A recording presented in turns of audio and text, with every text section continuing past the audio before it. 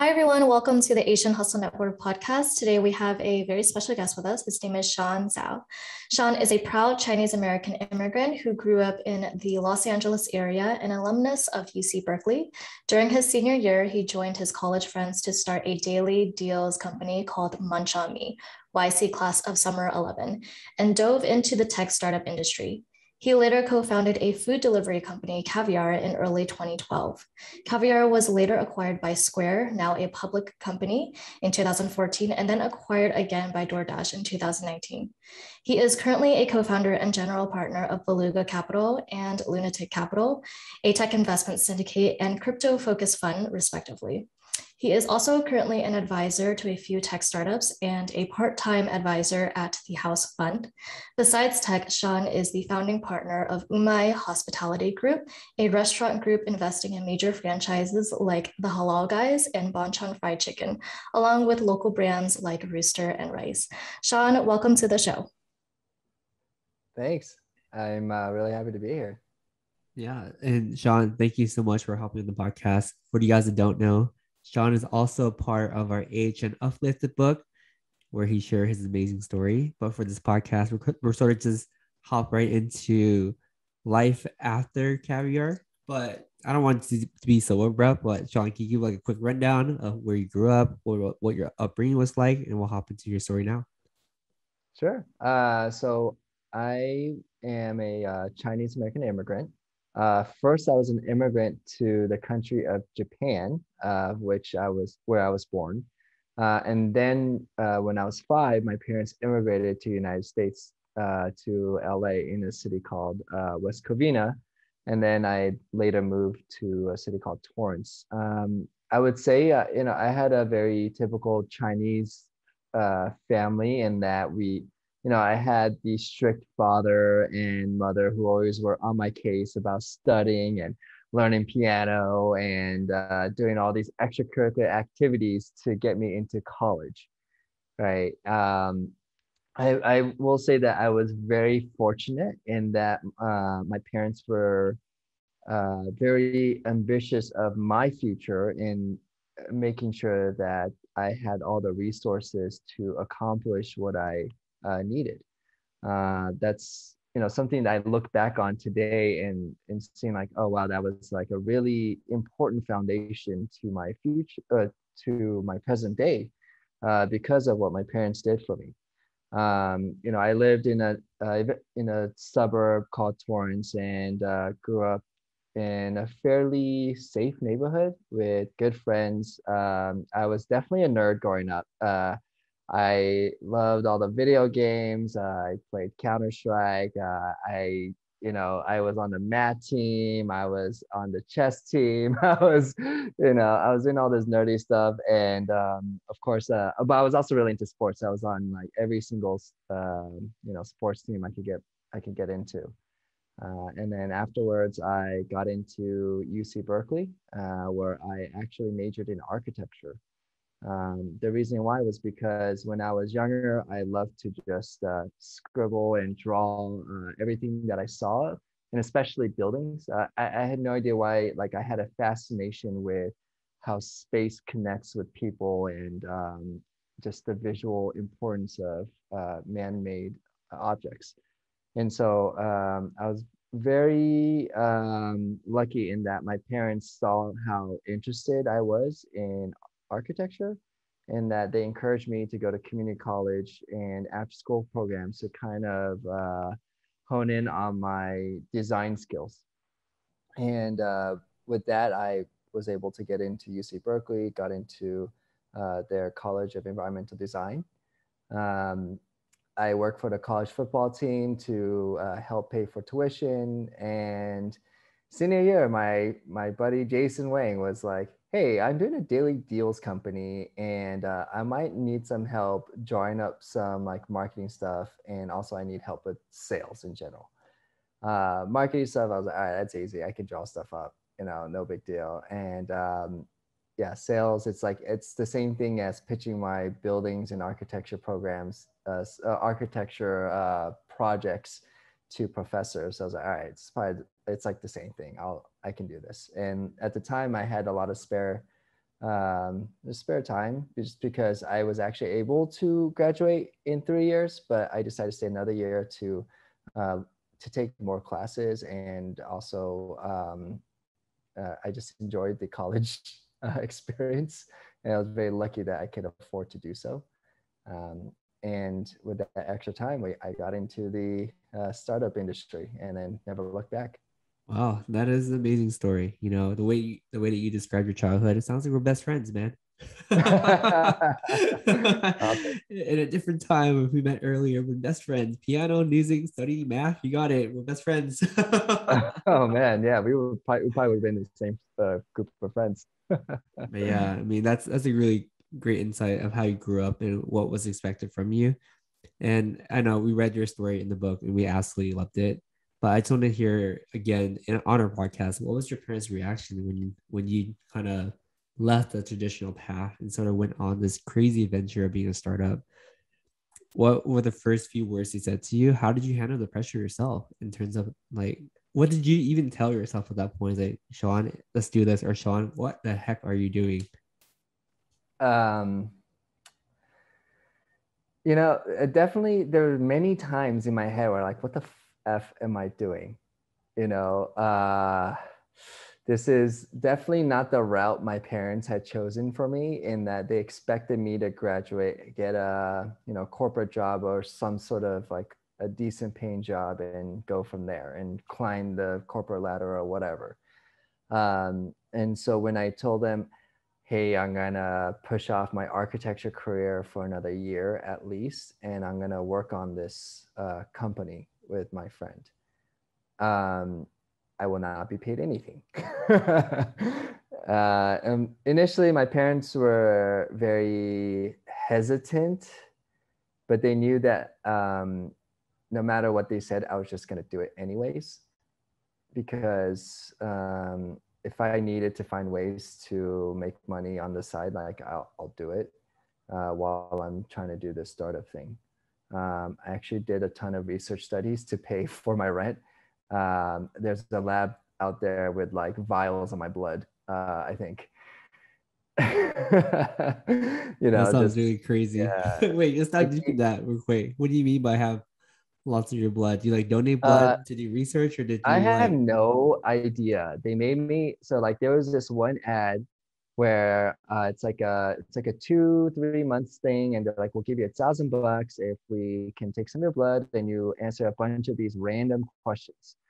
I had no idea what they were up to. Like I had to sign like well, they essentially told me like, we can't tell you what we're doing, but we need these things from you and we'll pay you. I said, okay, yeah, I won't ask questions. So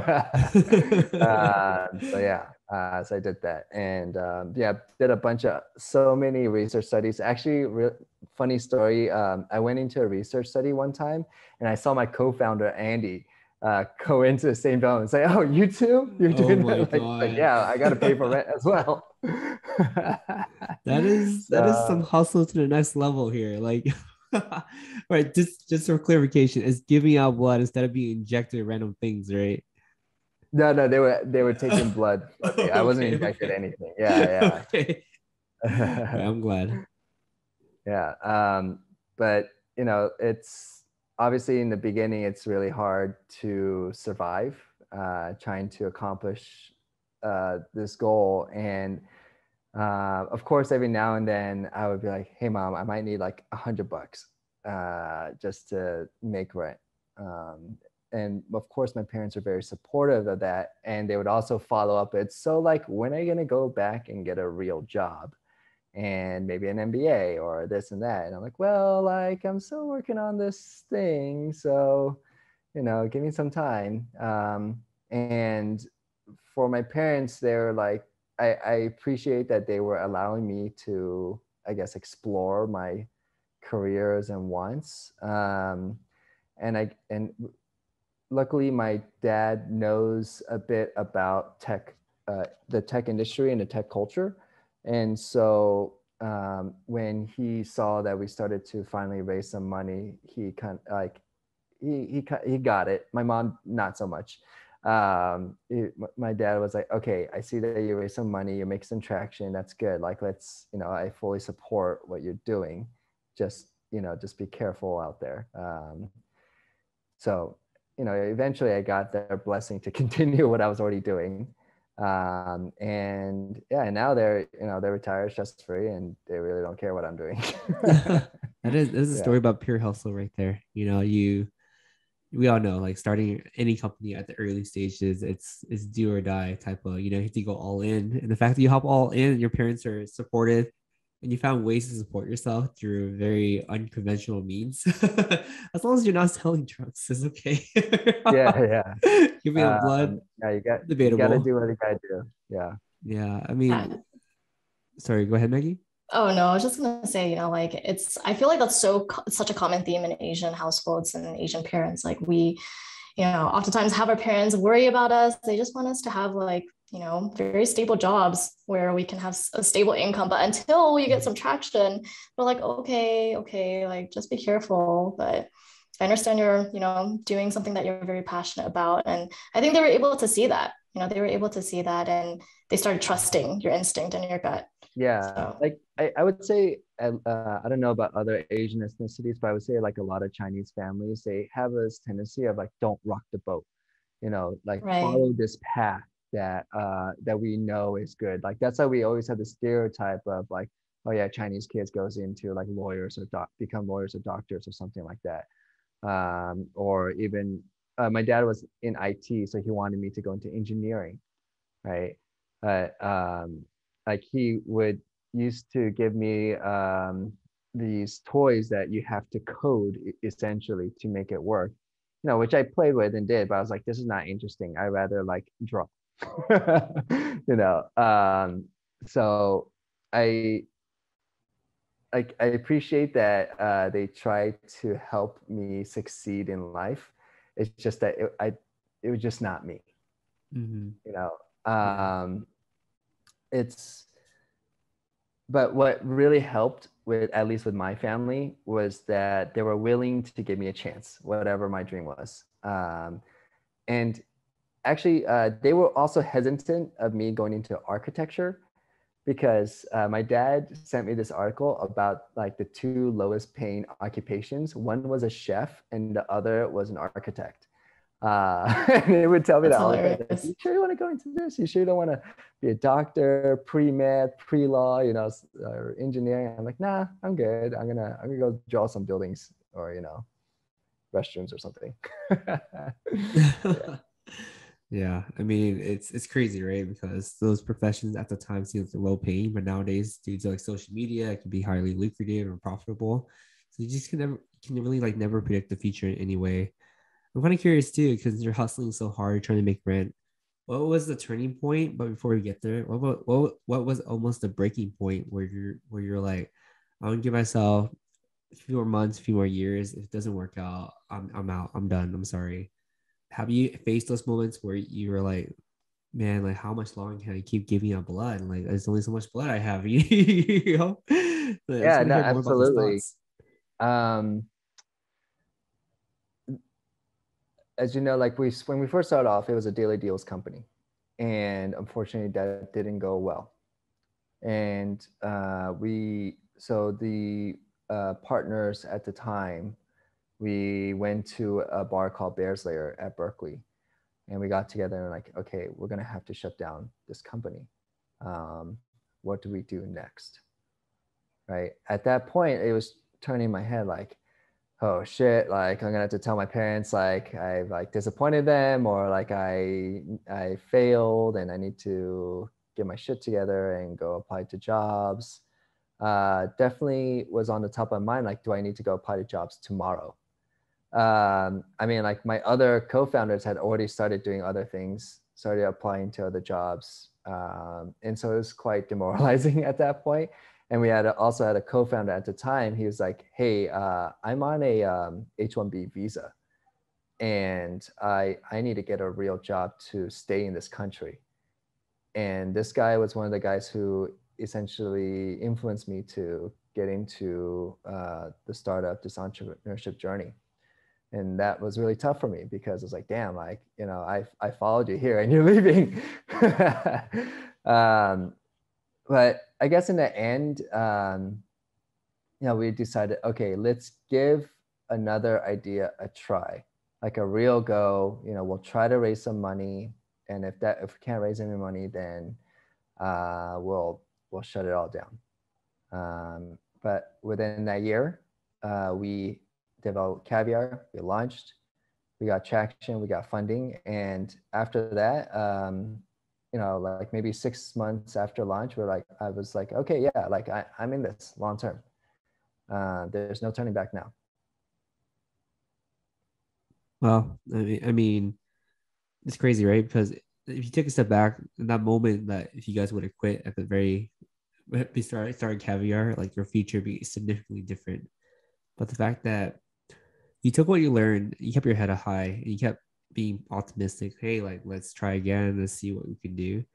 That's usually what it takes for most people to succeed. It's like not giving up too early. Like the light is literally at the end of the tunnel. And I know for a fact that there's a lot of struggles that you're simplifying in this story of like things are gonna be okay, you know. But we just wanna relate to No, listeners, like relate to listeners too, like that struggle that you felt. It was real, right? It was like that. Oh man, like you mentioned earlier, like what the hell am I doing? yeah. You know, sometimes the best things were actually to reflect on the bad stuff. It's not always good to be like, okay, we're gonna be okay. We're gonna be like positive thinking. Like instead, I thought about, okay, let's think about all the bad things that are happening. Is how bad is it? You know, like how bad is my situation? So at the worst time, I was like, okay, I still have maybe 3 or 4 month runway for myself that I've saved up money. I can still, you know, find a job if I need to. I have friends in the architecture industry that said like they might be able to help me out. It's not all that bad, right? So it's okay. It's not great. It's not bad. It's okay. And it's actually really good to be okay because most people in this world are in a really bad situation. And so when I thought of it that way, like, sure, like I'm not going to lie to myself. I'm not in a great position, right? But I'm okay. And that it's okay. It's again, like I held on to that. It's okay to be okay. And so let's just keep going at okay, keep grinding as hard as I can. And I know that if things don't go well, I can always go back. And that's something that a lot of people don't even have an option for. And so with that mindset, I'm like, okay, time to keep going, right? If things go well, it goes well. If things go bad, I'm still going to be okay. And let's just call it like neutral thinking. You know, I had a neutral thinking going through all the way until we succeeded. And honestly, it was a privilege to be able to have that neutral thinking. The privilege in that I had a backup plan. I had, if you know, shit hits the fan plan. And so with that perspective in mind, I knew that I can, if I give it my all, I can still land on my feet.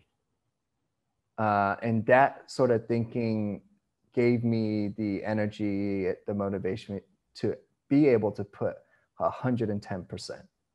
Because I know for some people, you know, when they start hustling, go on their own, they really don't have a backup plan. And that kind of pulls them back from giving their all. Yeah, wow.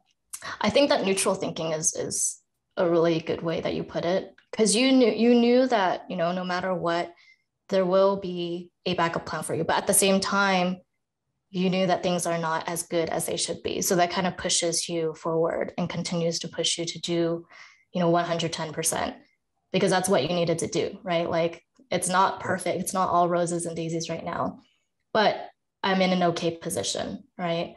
Yep. But you were still able to, you know, like see kind of like the light at the end of the tunnel and just push through, because that's exactly what you had to do. And I don't want to give away like too much from the book, but I mean, like Brian said, everyone loved your story. It was almost as if I was in those journeys with you and Jason, and just like hustling so hard.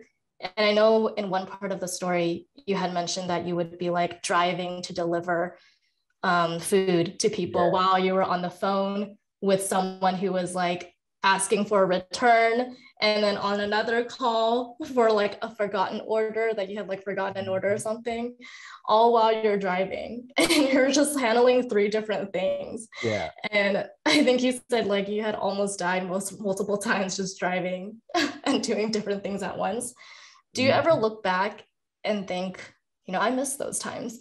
You know, those were the hustle and grind times, you know, and those are the times that we really, you know, busted our butts off. Do you ever think back and think that way? Like, man, I miss those times.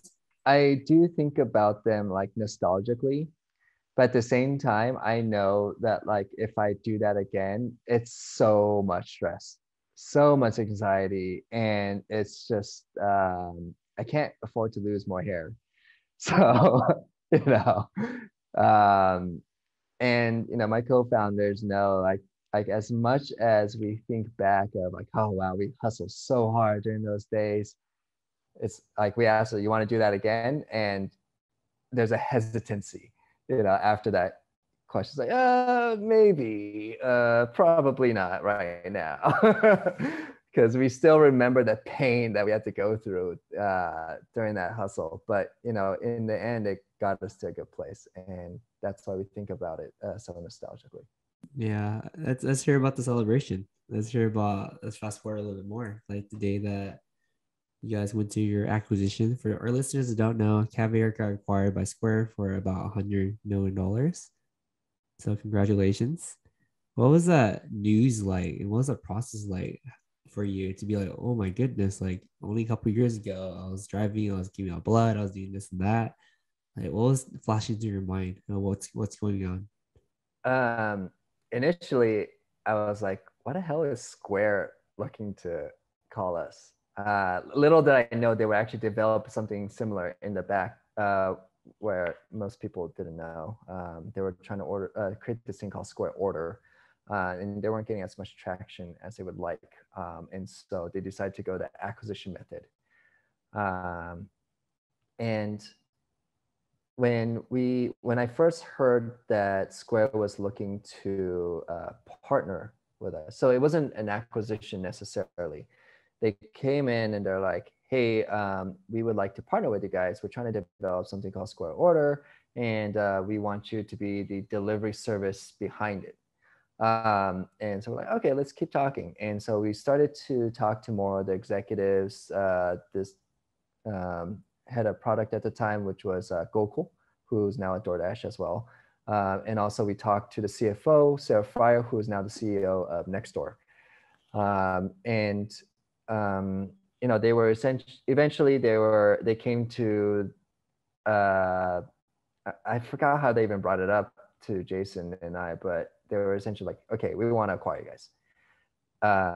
And I remember Jason and I, we were in Boston to expand that city, and Sarah Fryer actually flew all the way to Boston to talk to us. And Jason and talking more about the synergies of Square and Caviar. And so Jason and I, we were on a tour of the East Coast to help develop these cities. And then one day we were in Miami, and a guy named Jason Lee, who was the guy he headed our acquisition. He said, okay, here's the offer.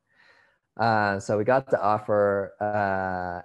And, you know, at the time I thought it was going to be like somewhere, like we just raised like around like a 50 mil valuation. So I figured like it would be like somewhere around that ballpark, because we just raised our Series A at that valuation like a month ago. So I figured it'd be somewhere around that, but then they doubled that plus extra. Like they gave us like, okay, we're going to give you this plus a package for you guys as the founders, and we're going to raise everyone's salaries by this much. I was like, holy shit, this is a deal. And, you know, we got, Jason and I got on a call with the rest of the founders, and we're like, okay, let's entertain this. Let's say we're a verbal yes. And so that night, Jason and I went to a club in Miami, ordered some bottles, and just celebrated. It was just us two at a table, like at a club, you Yeah, Oh my it was God. pretty funny. And then, yeah, afterwards we had several months of due diligence. And then news broke out that we were talking with Square. And then the official news came out August 1st, which is the official date of the acquisition. August 1st, 2014. Yeah. And yeah, this is history. Wow. What was the first thing that you did after the acquisition? Like, I'm sure, maybe not externally, but internally, your mind has shifted a little bit, right? Like your life has changes a little bit, right? What were like the immediate needs that you wanted to fulfill after that? Nothing really. I just continued my day. Honestly, I was like, oh yeah, that's cool. Wow. I called my mom and my dad was like, all right, the papers are signed. We're good to go. I had already informed them like maybe a couple months before, like, hey, we got an offer from Square. They were super happy for me, and then yeah, it's just yeah. Once we're quiet, I just honestly all I could think of was how I can help transition my current employees into the new Square, I guess the Square company's ecosystem. And I was like, I really didn't think about anything else I could do. Maybe actually 3 months afterwards, my car broke down. My old Toyota Camry, my Reliant car that I did so many deliveries with, like hundreds of deliveries with that car. It broke down, and like I was gonna try to fix it, but the car auto mechanic was like, yeah, this is gonna cost way more to fix than if you just sold it on the on the market. So I sold the car, and Jason at the time was like, oh, I'm gonna celebrate by buying myself a new Tesla. And I was like, well, I don't have a car anymore, so I might as well buy a Tesla too. And so I guess that was my gift to myself. I love the humble mindset that both you and Jason have, right? It's when you meet Jason and yourself too, you can never tell like you guys have that big of an exit. It's just the way you guys are as people. It's very humble, it's very grounded, it's very like, okay, what's next? How can I take care of other people for myself? You guys are not materialistic in any way. It's very humbling to see that transition, right? Yeah. And then go Trisha ahead. gets really mad at me because like I wear only like a bunch of free t-shirts. I have holes in my socks, and she's like, you need to upgrade your closet now. Like, what are you doing? I'm like, well, like it's not completely worn down yet. Oh, Trisha's just trying to help you out with your fashion. Yeah, exactly. Yeah, I mean that mentality, you guys are gonna be in business for a long time, regardless of what you do. Yeah, um, end of the day, like, I think it came down. It wasn't. Of course, the money is fantastic. It changed. Like, whoever said like money doesn't make you happy is sort of right, but at the same time, money solves so many damn problems. So it has helped, with the stress and everything. But end of the day, like that was not what we strive for when we were building Caviar. What we strive for is to make a difference, and an impact in an area that we felt that we were really good at. And I do think that people who are mission driven as founders tend to go further than people who are just looking at dollar signs. Because when you do that, you look at your customers and the people that you serve as dollar signs. And people tend to do the wrong actions, maybe unethical actions when they do that. Versus what the founders who I've seen succeed, they're very mission driven. It's like, this is of course, the end of the day, like I would love to be a billionaire and all that, but like in order to do that, I want to accomplish this mission. And that is a key character that I have seen with so many successful founders. absolutely. I mean, that's a really good point. You're driven by the mission because it gets hard, right? It gets really, really hard. What's gonna make you smile? Is your mission or is it money? Don't Yeah. get me wrong, money can still make you smile, but your mission carries you through the darkest times. Yeah. Yeah. And who's going to bring you to that level, right? Like in order to be a billionaire or even a millionaire, like your customers are going to help you get to that level. Yeah. Right. So you have to think about your customers first and make sure that you're putting them as a priority. Yeah. And like one of the things that Y Combinator says is make something people want, right? Why did they say that? It's because they want you to focus your attention to the customer, not what you think the customer should want, but you should listen to what the customer wants, and you should be driven by that mission. Absolutely. And let's talk a little bit more about your role as an investor and advisor right now.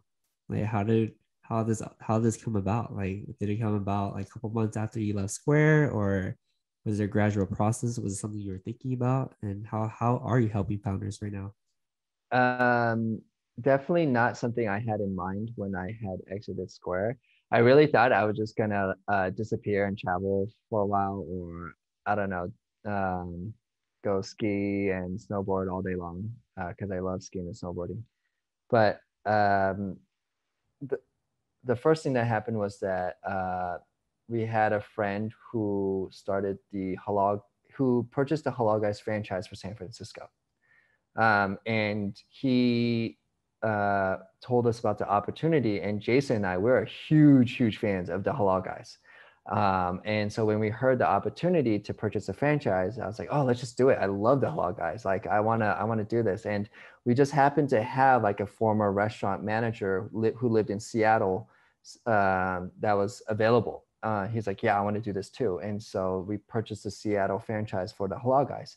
And now we started a hospitality company to accommodate for this investment. And I went to New York. I made halal plates for a week. It was brutal, man. New York people are mean. Yeah. And so I did that. And as soon as we got into restaurants, there were more people came up to me about restaurant opportunities. And so now I started to invest and operate them, just because I learned how to be a restaurant owner, a cook, all this. Like I had a higher understanding of what a good restaurant is and what a good restaurant tech company would be. And at the same time, we also had Jason had a friend who was also in Y Combinator. His name is Mike Xu. He is the CEO of Grub Market, which is now a unicorn.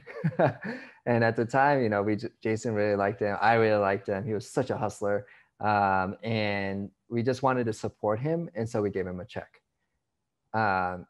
And so in order to give him a check, we had to start an LLC to legally do all this. And so that's how we started into angel investing, because of this. Once people learned that we were giving out checks to early stage startups, more and more companies started approaching us. And then that's how we got into investing in startup companies.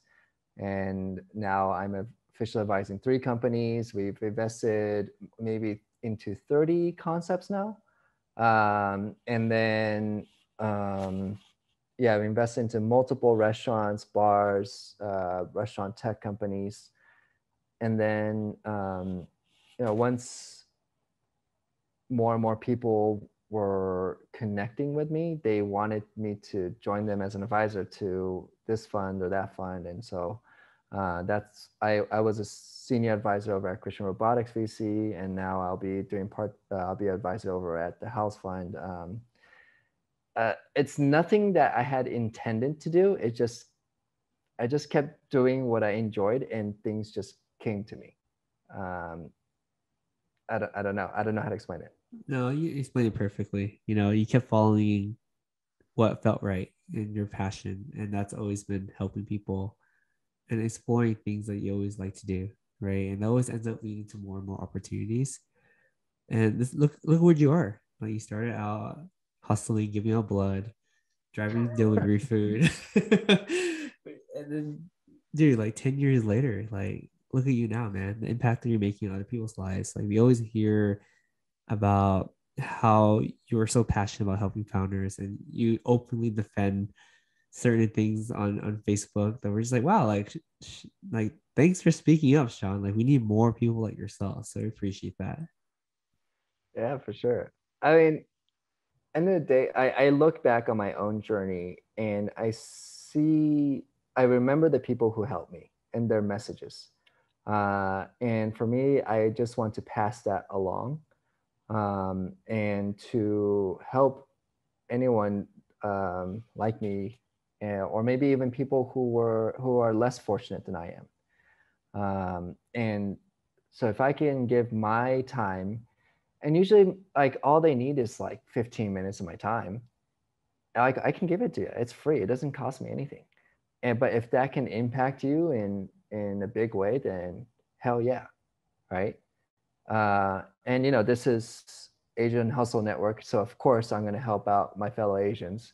And a big reason behind that is, again, like we talked earlier, that a lot of Asians are pigeonholed by their parents or their family into certain professions. We should put our head down and just work in this corporate ladder built by, it's not PC, but white people in this country, but how for Asians to make a bigger impact in this world, we have to empower all Asians. And so let's do that. Love it. You put it perfectly. And Brian and I, we talk about that all the time, especially it's an ongoing topic with Asian Hustle Network. I think our culture is just rooted in a lot of competition. So it's easy to compare ourselves to others. But we have to work together. That's really how we're supposed to rise all tides and rise all boats, or however the saying goes. So I completely agree with you. I think, to really succeed as an Asian community together, we really have to work together. And I'm so glad that you brought that up. Yeah. Go ahead. I was going to say, one of the huge advantages of non-immigrants is generational wealth. Right. And also generational networks. That's extremely important because I have a lot of white friends who have lived here since colonial days, and they're trying to raise money for a company. They're easily able to raise hundreds of thousands of dollars from their parents, friends, their network. How amazing is that? When we all started our companies, we really didn't have any generational network or wealth to go to. And so how do immigrants like that, us, how are we able to create this network? We have to hustle. We have to build our own company. We have to build this community to help people like us. Absolutely. You hit the nail on the head. So Shawn, what's really next for you? You are just inspiring so many people and continuing to, help the community and help other founders who are trying to, get started. But what do you see happening for you in the next 5 years or so? Well, right now, my former co-founder, Jason, and I, we started a crypto fund along with a few other guys that you guys know, Min Park, David Chen, Jeff Wayne. We see that as the future of the internet, how things could work. We see massive disruption happening there. And so we want to be a part of that. So I do see myself being heavily involved in crypto and how it can really disrupt the finance industry. The internet has really disrupted the social and communication industry, really. And so how do we bring down age-old financial industries to the people, right? There's a reason why the richest people in the world are usually somehow involved in finance. Let's bring that money down. And so that's something that we're looking into. And at the same time, I'm also looking into investments in Southeast Asia. One of the things that Trisha, who's Filipino, has brought my eye to was that there's a lot of talent in the Philippines. And my friend who's in Indonesia is telling me the same thing. And there's a lot of untapped potential there. And so I've been doing some work and investing in companies there that are helping up-level the talent in those countries. And if we can invest in those companies to up-level the talent, as in I invested in a company called Avion, which is a Lambda School for the Philippines. It's the education system there's a lot different from here, and so the Lambda School model actually works really well in the Philippines. And what's amazing is that a lot of companies that now are outsourcing their engineering to Southeast Asia, seeing that like, oh, there's a lot of smart, talented people for a lot lower cost. For Google, that's like, oh, low cost. But for someone who lives in Philippines, it's 2-3 times higher than like the average salary. So if we can bring more of the tech industry to the Philippines, to Indonesia, to Southeast Asia, we're going to be able to uplift like entire countries that were considered poor. You're absolutely right. This is where we have the same mindset. I'm like, crypto is going to change the world. I've been advocating for it. Meta, Web3, all that hot words that we hear nowadays. I absolutely agree. Like, there's so much disruption that's going to happen because of the blockchain technology and crypto, basically. And personally, I feel like it evens out the playing field a lot, and it really, you can't have inflation with blockchain, right? There's scams, yes, but you can't have inflation because this supply demand. People don't. I guess people forget in the 90s, or that they were, and even today, there's a ton of tech web 2.0 companies that were Ponzi schemes. People were losing tons of money. Like, why do you think we had a .com bubble, right? Yeah. That's something that a lot of people in the crypto industry is talking about as well. Like, of course, there's a lot of Ponzi schemes, a lot of bad actors in the space. Yeah. But there's an underlying technology or that's behind it all that can really disrupt and bring wealth to more people. Absolutely agree with that statement, and the Southeast Asia analysis too. It's funny because most of our engineering talent is in Southeast Asia for Asian Hustle Network. So yes, I absolutely agree. The talent is there. It just takes a little guidance for them to totally explode. And I like the fact that you're one of the guiding talents out there, not just for like the United States talent, but like international talent. And I can't wait to see what continues to unfold for you, Shawn. Like I feel like you're so mellow and calm in every single thing that you do. That's just, you kind of just absorb the moment, nod, and be like, all right, what's next? Let's do it, And I really like that demeanor about you. It's very inspiring to see that. I guess my mindset's like, why be stressed about something? It's not worth my time. Let's just be, let's be optimistic about the future, us, and hopefully it plays out well. And if it doesn't, so be it. At least I tried. I like that. Live life, no regrets. And I love the relationship that you have with Trisha too, just exchanging business ideas, and congratulations on your engagement. Thank you. Yeah. It's kind of fun having being able to see Trisha's journey, because it's like somewhat of a reflection of mine. And I must tell you though, like, her journey as a female founder is completely different from mine as a male founder, and it's enlightening. It's very enlightening. Yeah, I'm glad you guys are there to support each other throughout the best times and the worst of times. So you guys are our inspirational couple, and you guys look fantastic all the time online. You do. Oh, you guys look fantastic. You guys do look fantastic. It's all because Trisha. I usually I just have a t-shirt, sweats on, walk around like a bum all the time. That's like Trisha and her employees know. Like, I literally walk into the office looking like a bum. Yeah. And for our listeners, Trisha is Shawn's fiance, and she is named Forbes 30 Under 30, and the founder of Greenly. She was on our previous episode, season 1.